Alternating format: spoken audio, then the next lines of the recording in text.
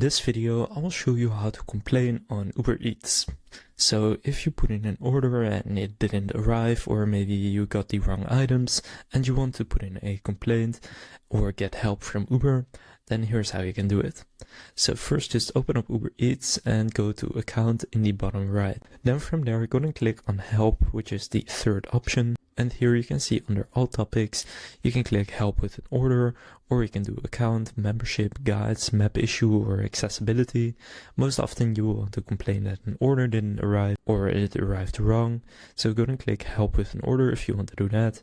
Then if you have any recent orders, they will show up right here. From there just select the order that you want to put in a complaint about. And then you can select what type of a complaint, and from there just gonna type it out and submit it, and then you have put in a complaint on Uber Eats and they will then help you. So now you know how to complain on Uber Eats. If this video was helpful, please consider leaving a like and subscribing to my channel. With that being said, I will see you in the next video.